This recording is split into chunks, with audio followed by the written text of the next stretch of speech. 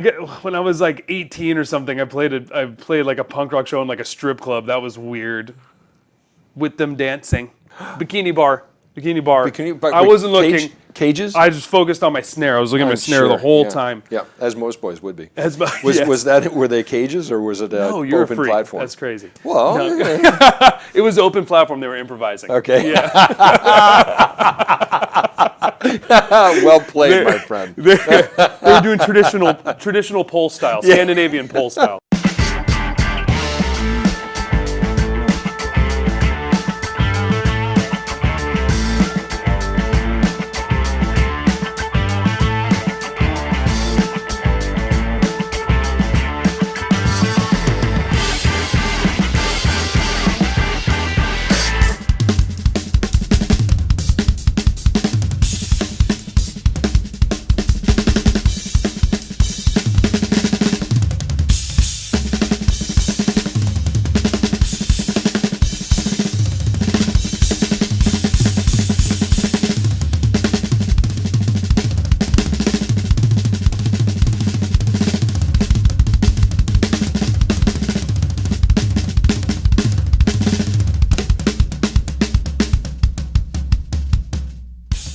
Welcome back to Drummers High. We're here with Elmo Lovano, who is drummer, educator, and founder, CEO of Jam Card. And tell us what Jam Card is, because it's rather cool.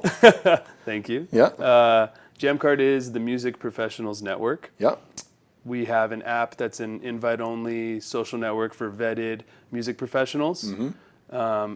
Currently U.S. only, mostly L.A., Nashville, Atlanta. Yeah. I don't know when this airs. So whatever this airs, maybe New York also. So it's, a great tool for you to kind of build your own profile, represent yourself, show who you are, show your resume, show videos of you, who you've worked with, your skill set, what genres you like to play. We also have a huge gear database. You can be like, I play Sabian, blah, blah, blah. And you can search. If you're a music director or whatever, you can be like, I'm looking for a drummer that also makes beats, that uses Ableton and Sabian or like whatever, and then a list pops up of all vetted pros. Man. And then you can message right in the platform, talk to each other. So you can do the social side, or you can get hired for gigs. We staff a lot of the biggest tours, recording sessions, that kind of thing as well. So there's a lot of work in there. And now we're producing original content. You're doing content too? Doing content. Wow, okay. We have 5 web series right now. Yep. And then we are producing our first feature film right now. Come on. So we're like 90% done with it. We haven't even formally, we haven't talked about it at all. So I'm like, one of the things we're focused on right now. And then we throw this event called the Jam Jam, which is super fun. Always got all the best drummers in the house, well, the most important thing. Always got 2 drum kits set up. People comment on YouTube like, why is there always 2 drum kits? I'm like, because it's my company. We got to have 2 drum kits, 1 bass player, sometimes 2 guitar players. Oh, well, always that's okay. 2 keyboards. You got to have at least 2 keys. And then you get the 2 keyboardists, and the keyboardists are like, I want 4 boards on each rig. And you're like, all right, I respect that because I have 9 rack toms. Not really. I don't know. Yeah, they have 88 keys. Yeah. They have 80. Yeah, exactly. Come on. That's a good comeback. You got all the comebacks. You're like, come on, count your keys times Really? 4. You need over 300 keys. Staying busy with Jam Card these days. Still drumming, of course. You know. Yeah.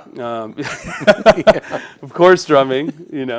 Drumming. Now, I always the creative energy that comes out of drumming. Yeah. And being able to problem solve different things, and the fraternity, the ability to interact well, and the communication that comes from playing with other bands or other members of the band. And I always think that there's a bit more ingenuity in a drummer because of having to figure out how to set up the kit, how to play it differently, and how to make things speak the way you want, where it's not as melodic, but you are the basis of everything. For sure. Did that help to inform you with putting this Jam Card together? 100%. Tell me how. Yeah. It's another thing that you just reminded me of too. When I was especially younger, when I was like studying, I got really into 4-limb separation. Yeah. Right. And playing like four different time signatures and getting as nerdy as I could. Yeah.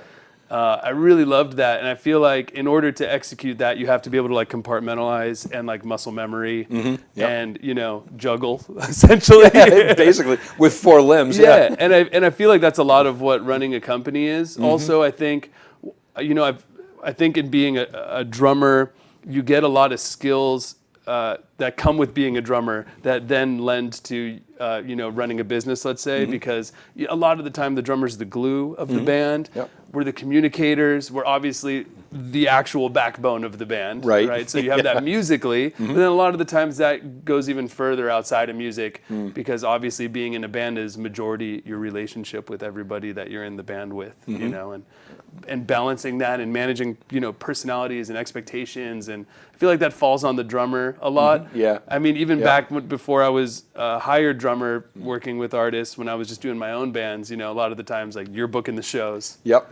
You're driving the van. Absolutely. You tend to lead, without being the lead singer. But I would always say, well, I'm the lead drummer of the band, like what are we doing here? But well, there's always that joke, what do you call somebody who hangs out with musicians? A drummer, right? And I think, yeah, of course it is, because somebody's got to be the grown-up, right? Somebody has to lead without having the ego all thrown into it. Sure, absolutely. So, yes, we're that good. Yeah. Yeah, so I think a lot of things naturally, you see a lot of drummer musical directors as well, which the musical director takes that role of the band. A lot of like, okay, leading and, balancing egos and expectations and communicating. I think it's like the most important thing is communicating. Besides getting everyone together, figuring out the artist's vision. Hopefully they have it. If not, you got to figure it out for them. And then moving forward, corralling everyone and being like, okay, let's all do this together and move in this direction. And so it's a lot of similar to running a company. You don't have to talk to your lawyers every day or do taxes or deal with 15 engineers and your designers and everything else, but that's fine. You get to be a drummer. But at the same time, as the drummer and MD, you delegate the guitar to somebody else. And you're delegating the bass to somebody else. You don't have to go over and do it for them. No. So this is where we're going. No. Go. And you find the best people you can that can do that. Right. Yeah. Surround yourself with the best people possible. Yep. It's the best boss, right? Yeah, and as long as they don't overplay it, you're okay. Yeah, it's okay. And you just be like, you should have a side project outside of this gig where you play all the notes. And then you just come and play very delicious chords. And then there's the joke, are you getting paid by the note? Be like, you never are. No. You never are. No. So did you start off as a drummer? Was that your first instrument? And yeah. What was it that got you into it? And what was that moment when you thought, look, this is what I'm doing the rest of my life? Young. I was really young. I got my first toy drum kit for my first birthday. Your first birthday? Yeah. Wow. It was like a plastic, drum kit, which is still the gift that I get any of my friends that have kids. Yeah. I'm like, it's the first birthday? Drum kit. Yeah. Plastic one, sorry. Yeah. Third birthday, drum kit. Drum kit. New. It just keeps getting bigger every year. I'm like, wait until it's 10. Shouldn't call the kid it. But anyways. Well, you never know gender. Yeah. It could be any. Trying to be fair. Yeah. I come from a very musical family. My dad and my brother and my uncle and my cousins, like everyone plays an instrument. I'm the only drummer. I have a cousin who's a well-known saxophonist who's actually a ripping drummer too, but known for playing sax, Joe Lovano. He's one of the best saxophonists. But he plays drums too. He's an amazing drummer. Really? Yeah. Okay. Yeah. But not, he just can because he's him and and he knows theory inside out and everything else. But so I have a lot of brass in my family, and then my dad and my brother and my uncle all play guitar, and I just grew up in like a rock and roll household. That's great. Essentially, my dad and his side of the family is rock and roll, and my mom is jazz. Okay. And is she a player as well? She's not. No? No. Okay. None of the women in my family play. Only the men play. I don't know why. Maybe it's an Italian thing. But it could be. Yeah. Who knows? No one even sings. Anyways, I'm going to ask her tonight. I'm going to see her after and be like, why don't you sing? Why don't you sing? She actually, no joke, just a few months ago came to my drum room in Hollywood, and I always have a few kids set up, and I just put the sticks in her hand, and she sat down, and I was like, let me just teach you a beat. And she did it effortlessly and was like, am I doing it right? And then I was like, keep doing that. I'll solo over you while you hold the rhythm, which is what every drummer's dream. Yeah. So then, so I did that. But she was just holding it down with the biggest smile, and I was like, Mom, you could have been a drummer, and you still can. She still can. Age doesn't matter. Let's go. No. But yeah, so I my dad used to blast music in our house, so I think I was probably like, it was like 1 when I had the plastic drum kit, and he's blasting like Money for Nothing, and it's like dun dun dun dun dun, and I'm just like, oh, Still in diapers. Still in diapers. And then he puts on Hot for Teacher, and I'm just like, oh, like, yes. So I was a drummer probably before I could talk. You were playing Hot for Teacher to a 1-year-old? Yeah, I was sitting there. I was sitting there just kicking my plastic kit with both feet, trying to play a double So maybe kick. it wasn't a really accurate reproduction, right? No. Okay. No, but if you try, that's all that matters. Yeah, right? exactly. Yeah. But no, when I was 10, and then of course I did the pots and pans and all that stuff, and then when I was 10 was when I told my dad, I was like, I want like a real drum kit. Yep. Come on, look at what I've been doing for all these years. And then he was like, I'm gonna get you a drum pad, play it for a year, and if you play it for a year, I'll get you a kit. If you play it for a year, I haven't Yes. proven it already. Yeah, I'm like, did you see? We don't have pans anymore. I broke all the pans. Pissed because all the pots are broken. And so I did. I literally pretty much played Wipeout on that pad for a year, and listened to the radio and just play along. And then I got a kit for my 11th birthday, and and I was already beyond in love with drums before I even had a drum set. Right. Good. And then when I got the drum set, I was ecstatic, and so I would come home from school every day and play until 8 p.m. because that's when the neighbors would start screaming out their window. And but I never played in school. I'm actually self-taught. Okay, good. So I wasn't in drumline or anything. So I would just come home and then play all the time. And Did you play with other kids in the neighborhood too? Or? Yes. Okay. So my very first band was me and my dad. Hey, could be worse. Playing Van Halen covers and stuff. He knew like how to get there. He could pay for it. Yeah. Oh yeah. Yeah. It's so funny now with Jam Card and everything. My dad would tell me I'd be like 11 and I'd go into like the den where he'd be working or whatever, and I'd walk in and be like, Dad, you want to jam?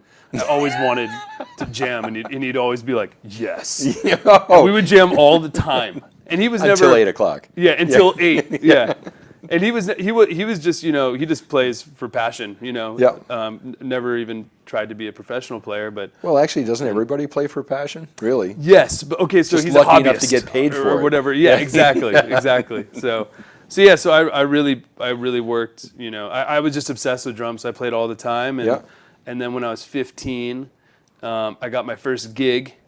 My first touring gig. Professional paying gig. Professional paying gig. Okay. Yeah. It was paying very little, of course. Yeah, well, as long as you didn't have to pay to play, it's I was like, you're on the right side of the ledger. Yeah, for sure. I mean, even if you're paying me $50, I'm like, what? This is way better than washing dishes at the grocery store, which is literally what I was doing when I was 15. And worst job I ever had. And so now it's come full circle because I did DIY for years, and then and then my band got signed, and we had the major label deal, and then I went and started working for other people finally when I was 25. Actually, 15 to 25, I just did my own projects essentially, and but mostly that. Great. And then when I was 25 was when I finally started accepting, being like, all right, I'll start working for other people, because I was very against it. I was very into artsy music and punk rock at first, but and then when I started playing and opened up that door, then I started having albums that were charting and playing clubs, theaters, arenas, stadiums. You're like, oh wow, this is great. And then and it's funny because now here I am and I'm running Jam Card, right? So I drum now because it's my favorite thing to do. Good. Right? Yeah. And I still do, tomorrow I have a session, I'm doing the new Alan Stone record. I just did the new Jeremy Renner record that's charting right now. So I've been hearing about him playing. Yeah. So I did all the drums on that. And really my friend Eric produced it and wrote all the songs with him, and we really together kind of got him going. I mean, it was Eric took the lead, but Jeremy wasn't, pursuing a music career, but he wanted to. Sure. And then he actually made his singing debut at the Jam Jam. Oh, no kidding. Our Jam Hey, Card event. congratulations. Yeah. Travel the world and back so many times.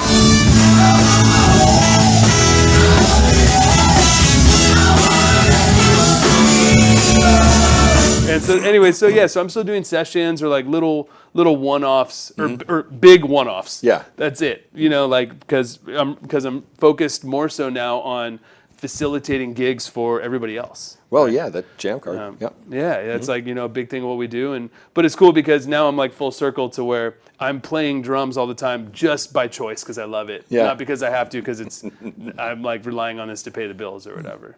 So, and I'm sure it will, like I see everything in phases. Like I know I'm like, all right, I'll do this for 5 years and then hopefully get it to a point where I can like tour my ass off again. Yeah, you know? go back on the road. But I toured my ass off. I did like, 15 years of touring, Which from is 15 to 30. grueling. It can be difficult, but Yeah. at the same time, you're touring with a group. Yes. And you're really getting things tight. Yes. Yeah. Yes. So it's good. I Yeah. mean, you're becoming a family that way. And 100%, in essence, yeah. the emotion and everything that's coming in as you're playing. Yes. So we get into what we're going with here is the drummer's high, which Mm-hmm. is that time when you're playing along and everything's working, you're feeling great. Yeah. You can feel it. Yes. The band, everything's working right, and the audience is giving back too, and all of a sudden, you're in a Yes. different zone. Yes. Yeah, you know it. That's You've the been best there. place. Yeah, isn't it? Yeah. So I mean, that's like the flow state, right? Yeah. Or like, oh, that's a good way of putting it. yeah. Yeah. And it's like when you get there, you want to appreciate it, but you also don't want to be conscious of it because you if don't want to you get do, out of it. It's Yeah. Jenga. You pulled the Yes. bottom out. You knocked it over. Yeah. Like, oh, this was perfect. And I have a couple moments that have come to mind. I mean, I luckily. And I don't know if this is because I really enjoy improvising, but I luckily get to that point, to that place a lot. You good. I do. Congratulations. Thank you. And I have since Yeah. I was young. I don't know if Good. it's just because I love drumming so much, like genuinely. Yep. So every time I play, I get excited, and then mixed with. I'm also like a very like appreciative person, I guess. So I'm like, oh, I'm in the space. These musicians are amazing, and I'm playing this wonderful venue or whatever. I like really get. I don't know. I get in there. Perfect. I though. guess it relates kind of to like meditation, but I was Yeah. never meditating back then. I've started to in the last year or so.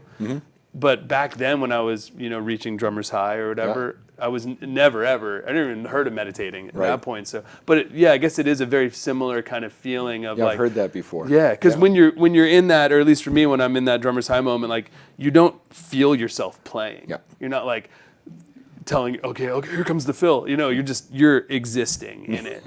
Yeah. And you're just like, you're like, oh, like it's happening and it sounds great, but I feel like this is what's happening. Yeah. But we're crushing. Yeah. And I've always enjoyed exploring new genres and like pushing myself. Like I used to set up my kits at my house. I'd always have a kit right-handed and a kit left-handed. Whoa, you did both? Yes, just because I was like, well, if I ever get on a left-handed kit, I want to be able to play it. But then also, that was the original thought. But then when I would sit down on a left-handed kit, all of a sudden I didn't sound like me. Yeah. And I was like, oh, that's cool. I sound like a different drummer right now. But you have the ambidexterity to be able to do both sides, to be able to play both-handed. Yeah. That's amazing. I mean, not entirely naturally. It took some practice. Well, yeah. And still the hardest thing in the world is opening up the hi-hat with your other foot. Are you naturally right-handed or left-handed? So I'm weird. So I write with my right-handed, but I throw with my left-handed. Okay, yeah. And I like snowboard goofy, Yeah. but I yeah. kick with my right. Okay. So I'm not fully ambidextrous. Like I can't do everything with both hands, but I switch what leads. But I always wanted to, from a young age, I wanted to be ambidextrous when it came to drumming. Yep. Obviously with hands first. Yeah, yep. And then further, and then later with like, okay, now feet. But that's pretty amazing, Yeah. man. That's pretty amazing. I learned something the other day why I can't play Ringo. He's left-handed playing right. Right. Blew my mind. Because he leads his fills with his left, hits the I crash with the can't do left, it. and then goes right back in. But you probably can. I can. Yep. Yeah, and I was also like fed the Beatles for Right, breakfast yeah. as a kid, so like I know every Ringo lick. Like I love Ringo. Like You're gonna like this, kid. I do. Yeah. Oh yeah.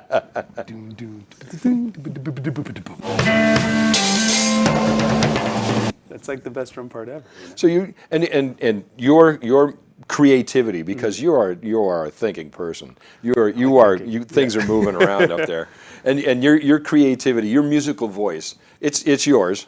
And when you're playing, and you've heard other people say in your band play with other drummers, are you hearing them playing differently because of the way that you're playing behind them? Are you informing that band to a way that you're listening to it going, I know where I'm taking them, and they're following? Yes. You're talking about the other musicians. Yes. Yeah. Yeah. Oh, wait, this fell.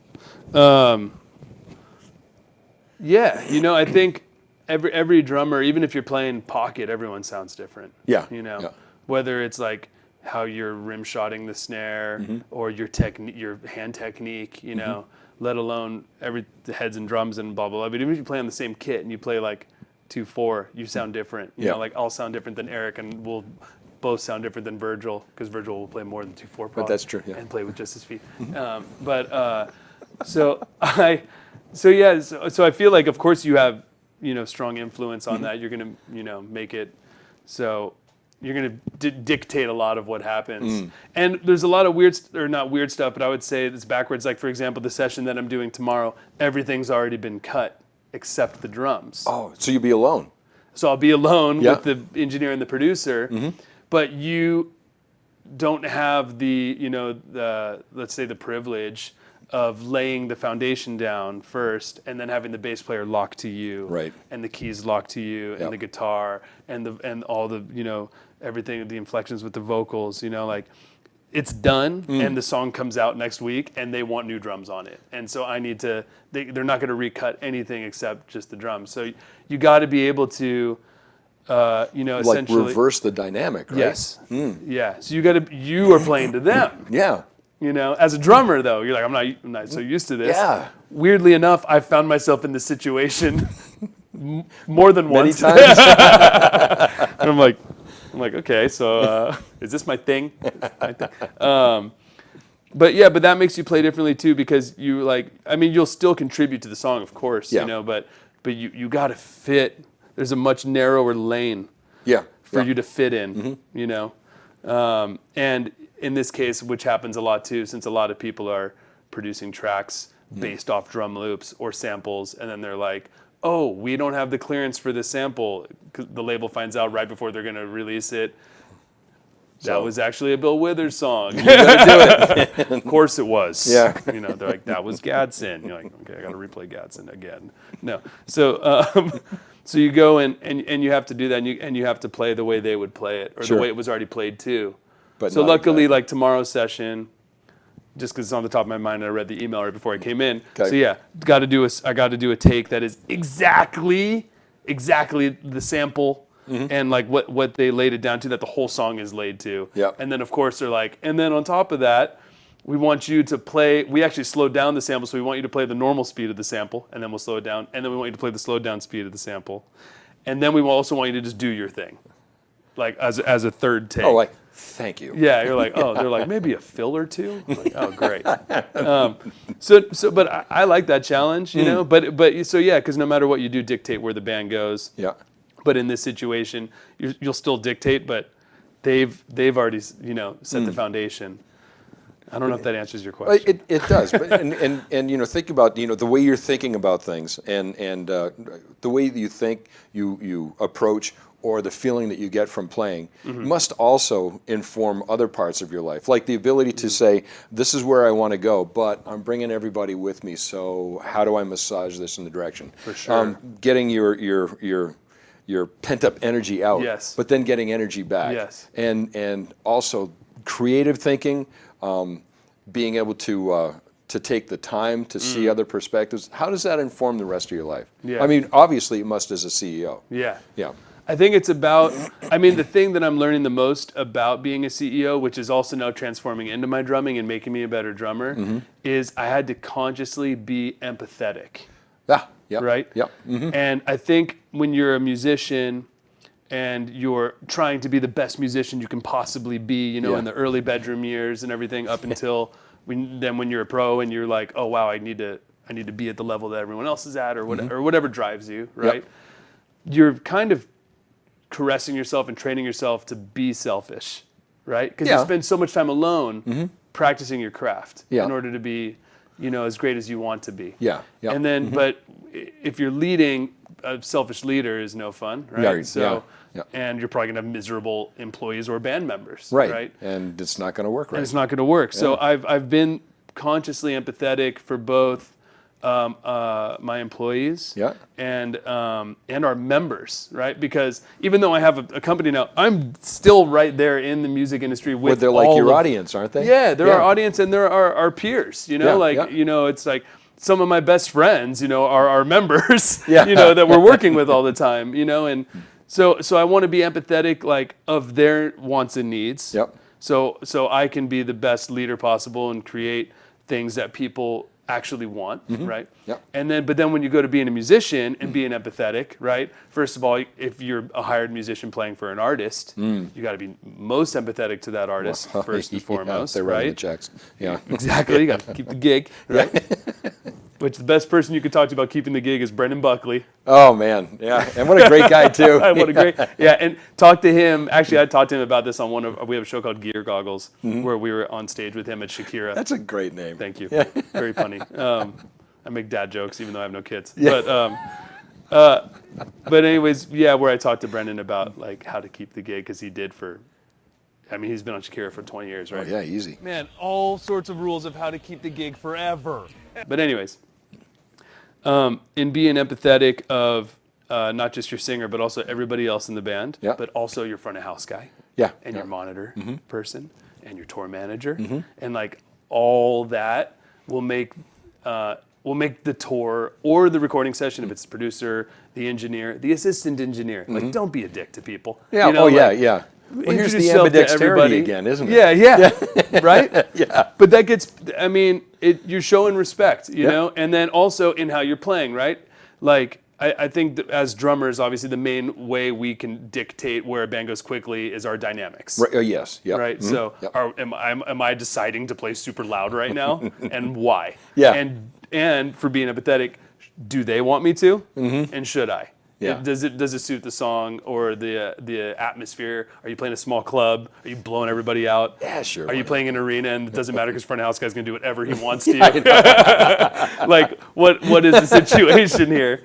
And then same with off stage, which is like arguably the most important part, is how you hold yourself off stage. Heard that many times. If you're not a good hang on the bus, you're not in the band. For your 1 hour on stage, you got 23 hours of sitting in a room and traveling. Right? With 15 other people or whatever the size is. And better make it good. Gotta make it good. And so the more you're thinking about them, the better it'll be for you too.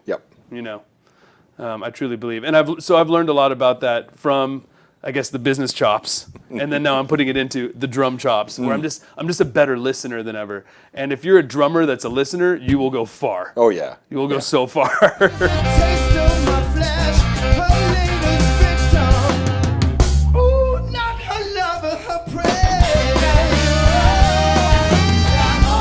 Well, actually, this brings me to my next point. Drummers, different. A different dynamic between drummers than there are for other members of the band when they see other members who play the same instrument, for example. They just don't seem to have that same camaraderie. And you know it, you felt it. Give me some examples where you just, this is so much better being a drummer because I get to hang and it's fun. I think other players of the other instrument will even tell you, like, it's so cool that you guys all hang out together. Like, everyone sees it. Like, we're best friends. Like, normally, like, even if I meet someone in the hallway and they're like, "What's up, man?" "Oh, I'm a drummer." You're like, "Dude, all right, we're together. This is cool.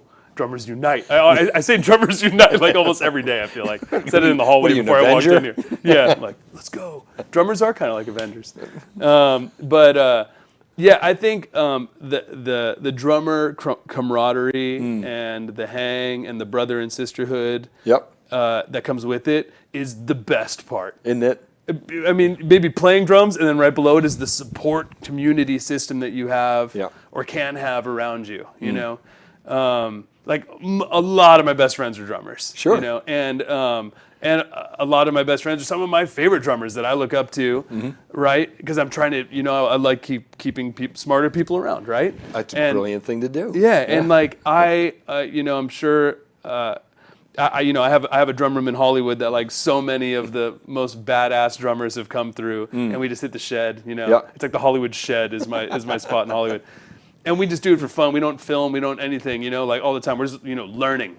Yeah. A big thing with shedding is learning, and I feel like that's probably the fundamental difference of drummers compared to other instrumentalists is we share with each other. Yep. Mm-hmm. I'm like, it's like, we're playing, how do you do that? Stop, be like, I did this. Like that. Whereas in like guitar players are like covering their pedal board. Being like, I don't want you to know how I made this tone. Yeah, I know. So, and I think that's probably changing now it's evolving because of the internet and content. Well, also, I find this generation, the younger generation, seems to be much more open about sharing things. Yes. Yeah. Oh, it's about sharing. Yeah. It's like, it's a whole other thing. It's really, really funny is when I first started, because with Jamcard, as you're doing now, I've started interviewing people, which I had never done before. I'd only been interviewed, never hosted an interview. So I started watching all these Barbara Walters interviews. To see what she did? To see what she did. And I started watching interviews where people would interview her on her techniques. And she said, she was like, I believe that if you're going to do something, scream it from the rooftop. Fair point. Share. Just share, and these days, a lot, it's a lot of the culture is share everything you do. Yeah. Even if it's like oversharing. Yeah, a lot of at people, times. that's the whole premise of story compared to posting on your Instagram or whatever, is everyone's just like, you're like, okay, this is too much. You're putting everything on here, Not everybody does, obviously, but you see it a lot. You see people go to social media with their emotions. Right. Where you're like, ooh, just talk to your friends. Yeah, take a break. Yeah, don't post that. Yes. Keep it in. Or don't keep it in, but talk to people, not the internet. Too many strangers out there on the internet. Oh. But I think that what drummers have is super special in the fact that we like love each other and like want to play just the two of us, no other instruments. Some of the most fun jams I've ever have had no other instrumentalists besides drummers. Maybe we put a track on, or maybe put a metronome on. Well, but think about all the creativity you can have when you have like 5 drums and 4 cymbals. You got 9 instruments to play. Isn't it great? One of my best friends called me last night. He's a great drummer, and he was like, essentially hit me up, and he was like, "Yo, man, I need you. Like, I had a crappy day. I need you. Can we go to the cave?" That's the name of my drum room. Like, it's like our therapy. It's like, yo, I had a hard day. I need to go hit my drums with a homie. Yeah. Let's go and just bash it out. It's like going to the gym, or I can only imagine boxing, or not that I box. But no, but I get that. I mean, there is the physical that element of playing drums. You get the physical negative side out, but you're bringing in all this good energy too. For sure. Absolutely. For sure. So I that's the best part about the playing cave, drums. huh? The cave. Okay. It's dark. We're gonna have to have some cave hangs, I think. Oh yeah, we can do a whole series of these, just like live from the cave. Let's go. If you know, you know. Raise your hand if you've been to the cave. You guys can't raise your hand on video. But no, yeah. Comment if you've been to the cave. Yeah. Comment, I've been to the cave, and what your real name is. Okay, tight. I'll like it if you actually have.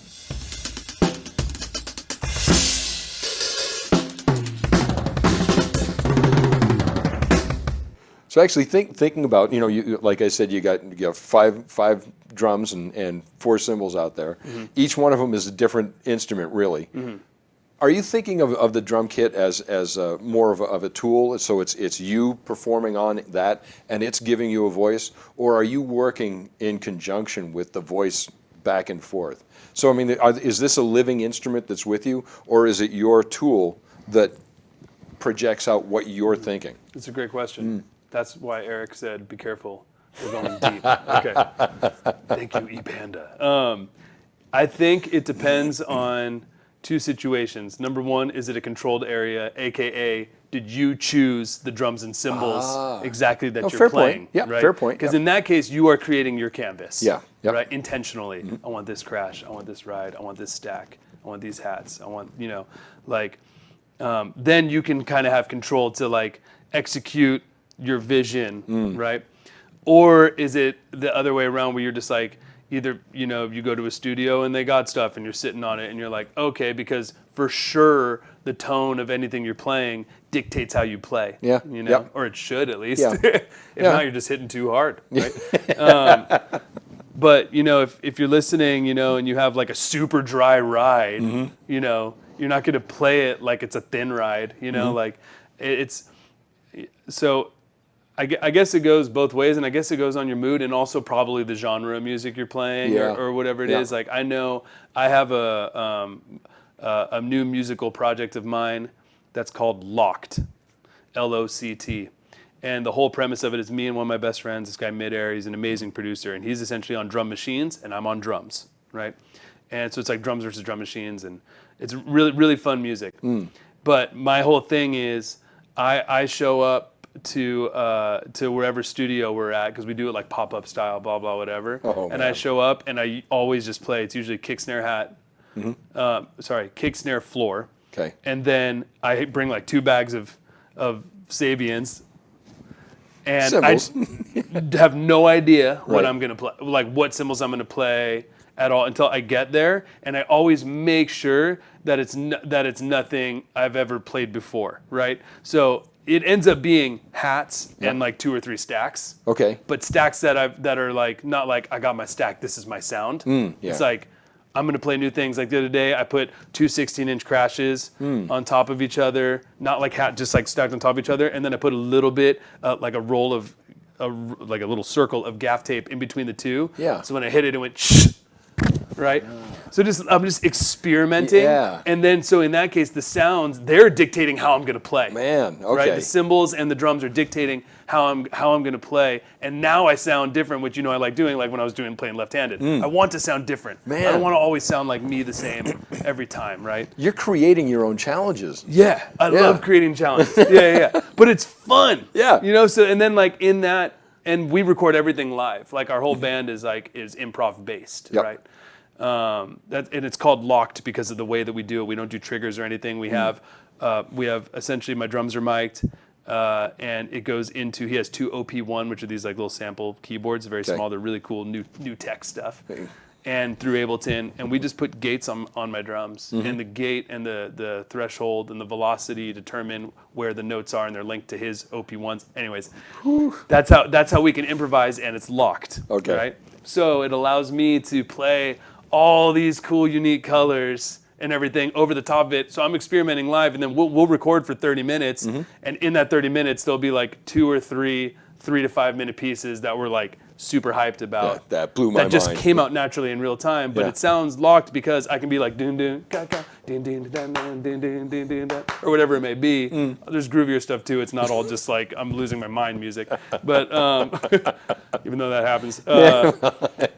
But it's really fun, and you can see it. You can see. I feel like when you're listening to it, you can feel our excitement. Yeah. Which is a lot of the same drummer's high. Absolutely. Right? It's that when you stumble across something. Yeah. That's new. You're like, oh, never played this before. I have never made these sounds before. And I love that. Yeah. So I strive for that all the time. Awesome.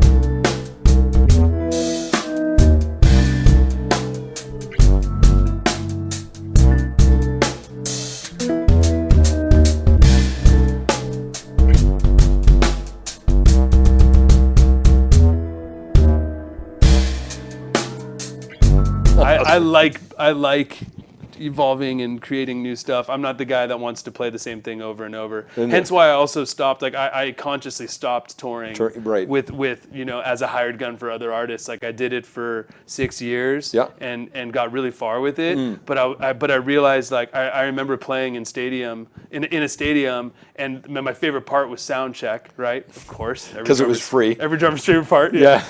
And I was like, this is amazing. This experience is amazing, but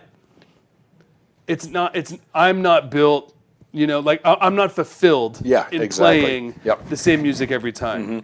And I play music as a musician, because it fulfills me. Right. So now if I'm playing just because it pays me, then there's a disconnect internally. Right. Yep. So obviously, you got to.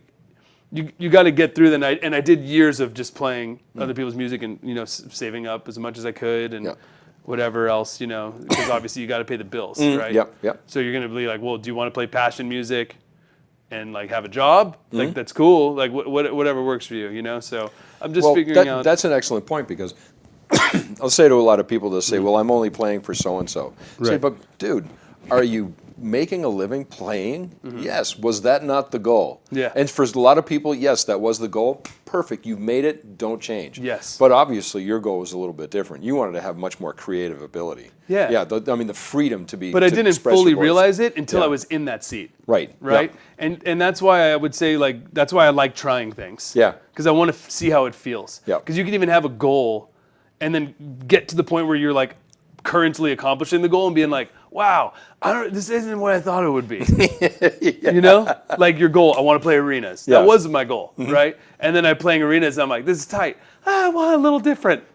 This isn't exactly how I expected it, you know? New goal. Yeah, I need to be able to like shred 30-second notes in my double kick in an arena. New goal. So, whatever it is. See, Virgil did that. Yeah. See, Okay. see, Virgil was like, I want toms above my head in an arena. He did it. Okay, great. So, I also like I like making goals that are like that push you Right. but are achievable. Yep. You just got to push yourself, Yep. and then you do that. And I like making new goals. Yeah.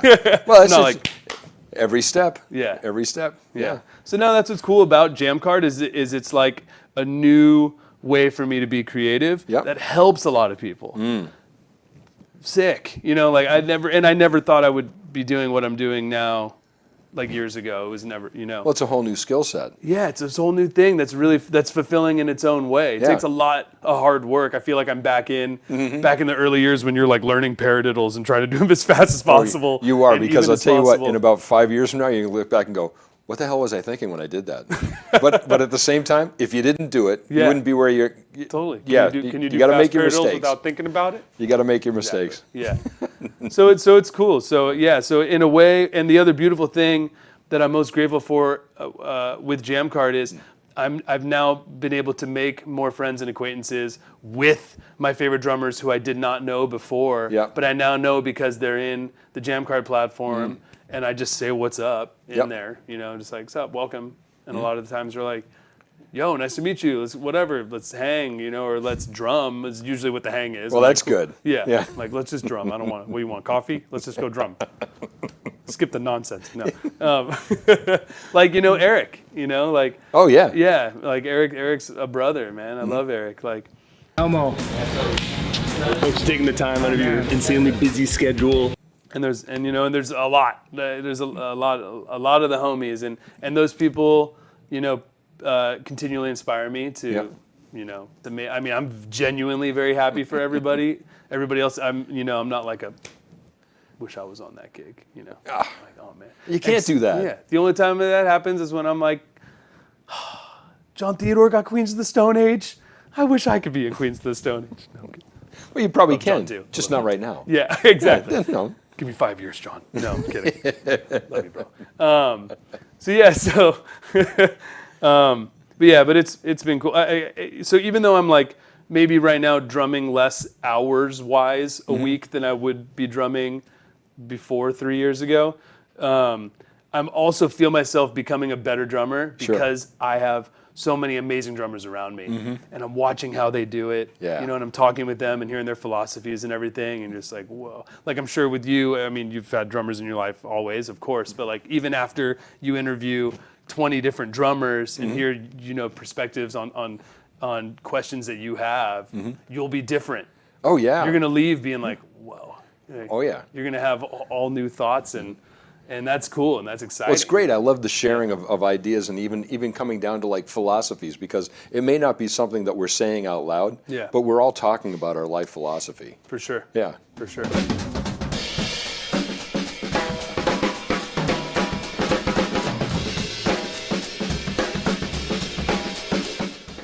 It's time for the Fast Five. Oh, Fast Five. Yeah.